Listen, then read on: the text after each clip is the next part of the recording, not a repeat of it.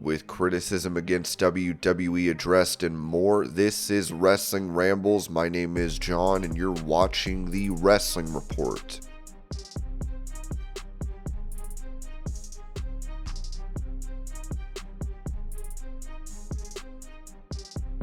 Talking about the success of a segment from SmackDown, Ringside News wrote that the wrestling world can't get enough of CM Punk's monumental SmackDown return, and the numbers prove it. Friday's episode featuring Paul Heyman introducing Punk as the 5th member of the OG Bloodline has dominated social media with impressive engagement stats. In the closing segment, Heyman interrupted with his signature "Ladies and Gentlemen" and revealed that Punk would be joining forces with Roman Reigns, the Usos, and Sami Zayn to face the Bloodline faction, Solo Sikoa, Jacob Fatu, Tama Tonga, and Tonga Loa and Bronson Reed in War Games at Survivor Series. Punk's entrance ignited a chaotic showdown, leaving the OG Bloodline standing tall as fans erupted with excitement. The moment quickly went viral, pulling in 1.5 million views on WWE's YouTube channel in just under 12 hours. Over on TikTok, the clip surged to 2.5 million views, while the USA Network's YouTube version reached nearly 800,000 views. These numbers underscore Punk's magnetic appeal and the massive anticipation for the War Games match. Fans clearly can't wait to see what Punk brings to Survivor Series, and this segment has only added fuel to the fire. WWE struck gold with this storytelling as the buzz continues to build heading into the high-stakes showdown.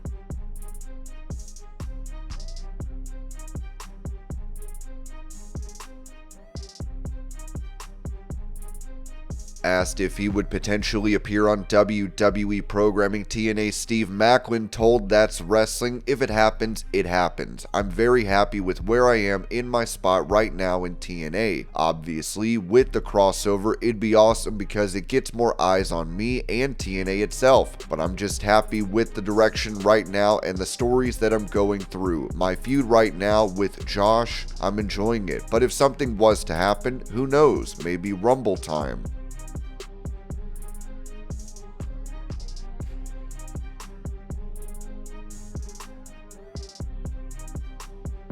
Bringing up his interest in joining WWE, former boxing champion Amir Khan told Prime Casino, "WWE is something we have been watching since we were young kids. I remember back when it was called WWF. Yeah, definitely. I'd love to give that a little bit of a try. It's all entertainment. That'd be some fun, eh? I would not say no to that. That is something I'd jump at. It's something I've been watching for a very long time, even before I got into boxing. We all used to watch with our big pillows and doing the choke slams and you name it. It'd be nice and something I would never say no to."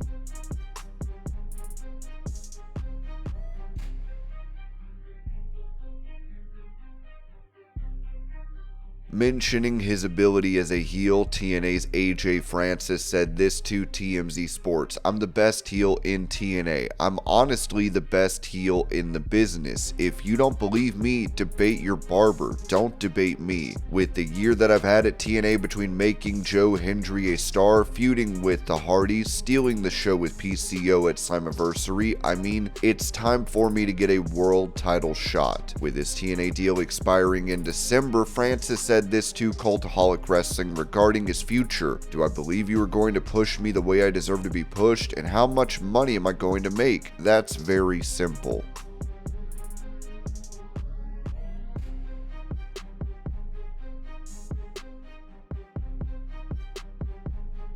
Praising AEW World Champion Jon Moxley, president of the company Tony Khan told CHGO Sports, "Jon Moxley is AEW's greatest star ever. Jon Moxley is the 4-time world champion. At the beginning of the launch of AEW, we ended our first ever show with Jon Moxley standing atop the poker chips at Double or Nothing, and it's been that way since. He's a 4-time champion. He's a force in AEW, and I really think that this match against Orange Cassidy is going to be an awesome, awesome world title fight."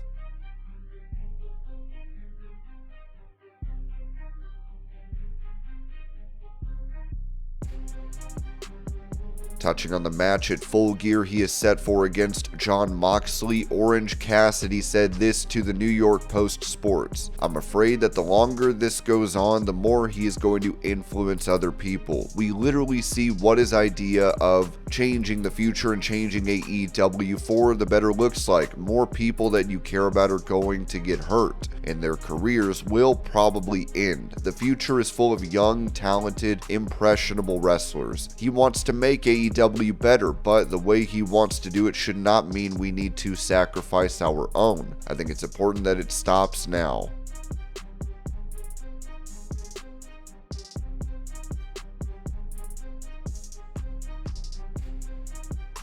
Responding to the idea of having a match with fellow WWE backstage correspondent Jackie Redmond, Cathy Kelly told the Before the Bell podcast, "I think she said it best. Neither of us are wrestlers," Kelly stated, laughing at the idea. "I don't have the muscles, as we've discussed several times, to be a wrestler. I think I'm going to leave it to the superstars to do that."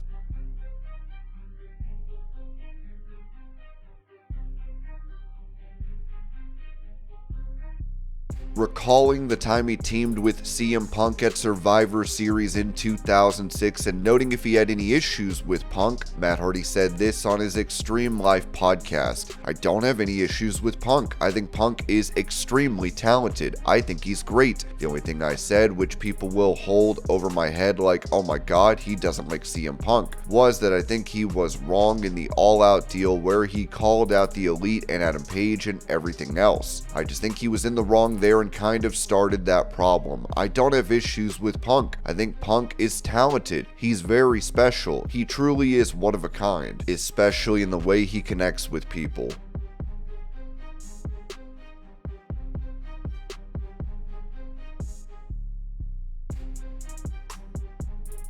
Reflecting on sharing the ring with CM Punk on an episode of AEW Dynamite in November of 2021, QT Marshall told the Metro he just wanted to work a bad guy in his hometown. "We really didn't communicate too much before the match, and we just went out there and we just had a good old wrestling match. I think coming into this company, and I think it showed with how he left the company as well, he probably had a lot of trust issues with a lot of people. Him and I were never friends, but at the same time, I knew what my goal was and what his goal was for that night, and I just had a great time with it. Luckily, I've been watching CM Punk for 10 years, 15 years, and he really doesn't change what he does. So it kind of helped out a lot as well, but having the trust to go out there and on live TV with somebody like that at such a high level, to just know that, hey, that's your job, I do take pride in that."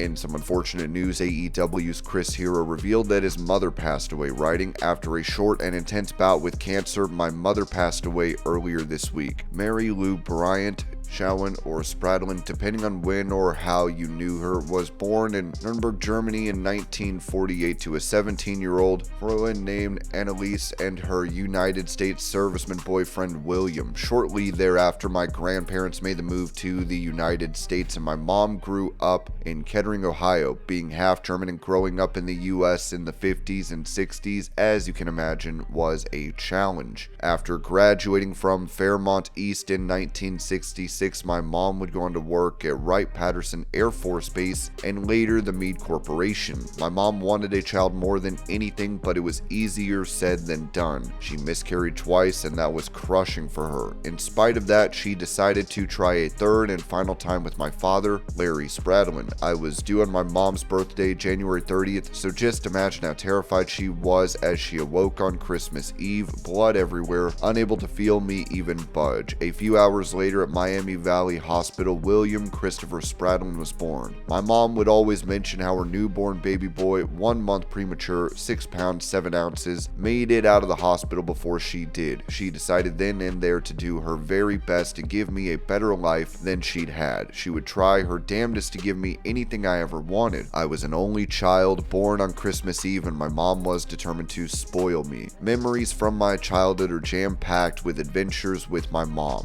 We always had so much fun fun together. Anything I became interested in, she took an interest in. Comic books, sports cards, video games, basketball, more specifically Duke basketball, and yes, of course, pro wrestling. My mom took me to so many shows at Hara Arena and later the Nutter Center that I lost count. I remember trips to Wilkie's and Walden Books to find wrestling magazines. I remember journeys to Children's Palace and Toys R Us to look for LJNS and Hasbro's. I remember Trader's World, countless other flea markets and garage sales where we would scour through bins for back issues and miscellaneous toys. It wasn't just about taking me places and buying me stuff though. My mom and I just spent so much time together driving here and there, laughing and listening to music. We always had so much fun. Mom always encouraged me, and when I decided to try to become a wrestler myself, no matter how outlandish of an idea it was, she supported me 110%. She loved me and always let me know how proud she was of me, whether I deserved it or not. My biggest fan and most devoted hype man, Mom took great pleasure in embarrassing me publicly wherever we went. I would cringe and daydream about disappearing inside of my own skin with each brag and boast, but I knew it only came from a place of pride, love, and admiration. Christiane would have opened up their home to me so many times in the last few years when I've had to zoom back to Dayton with little to no notice, not to mention adopting and rejuvenating Mom's senior Chihuahua, Ms. Chula Diaz. My mom's tenant Lonnie, who made sure she had her prescriptions and groceries when she couldn't get them herself. My boss TK, along with my friends and co-workers at AEW for their support, care, and understanding. My loves, Rachel, Susan, Diana, and Gino, our little family has kept me safe and sane throughout maybe the most difficult time of my life. I've closed myself off from some friends as of late. Please don't take it personally. I've just been processing it all. I love and appreciate you all. I'm sad because I can't ask my mom any more questions. I'm sad that she and I can't make any new memories. And of course, I'm sad that there are certain regrets now that I'll always have. I'm happy because I was able to spend some extra time with her these last few months. I'm happy that her suffering has come to a close. I'm happy that she always made sure to let me know that she loved me and was proud of me. Mom, I'm really going to miss you. You gave me more love and support than I could handle. I'll do my best to share that love and support with others. Thank you for everything. I love you.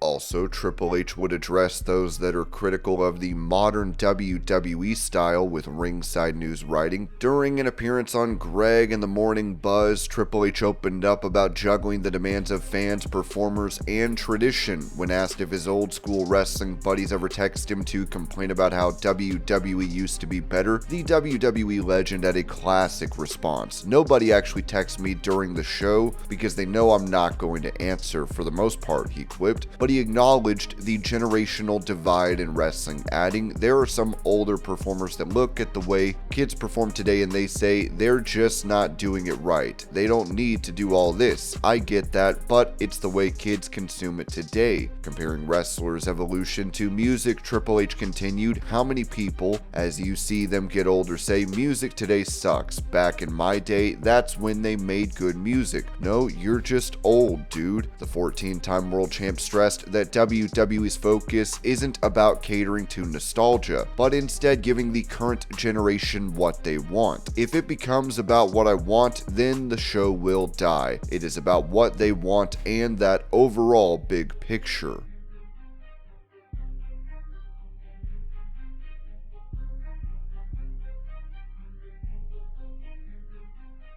With fans not seeming too interested in the storyline between Adam Cole and MJF, especially given that Cole has gone from heel to babyface, Adam Cole said this about it on the Danny Ocean show. Truth be told, when you look back at that 6 months that me and MJF had and the chemistry that we had, in a lot of ways, we kind of caught lightning in a bottle. I just feel that the story that me and MJF told needs a definitive conclusion. Coming back from injury, that's exactly what I'm hopping into. Of course, you want to make as many people happy as possible. Then sometimes too, with stories, it takes a little bit to get back to where you were because a lot of the stuff that we did was very slow burn. I'm confident in what we're going to bring to the table. I'm confident in what we're going to do, and I do think that us continuing this story with me coming back from injury was the right call.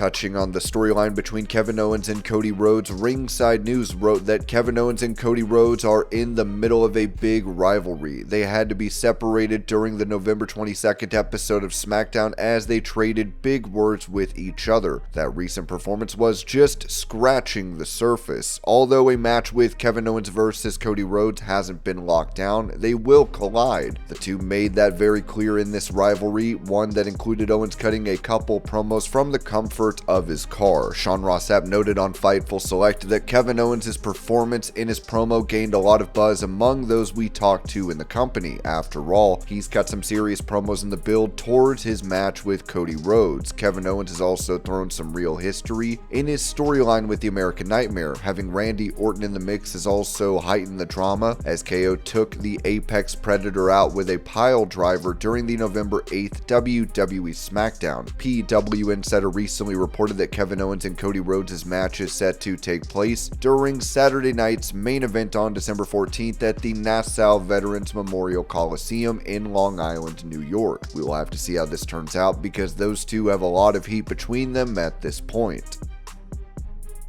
And this was your pro wrestling news update. I hope you're all having a great day. Thank you so much for watching, and I will see y'all later.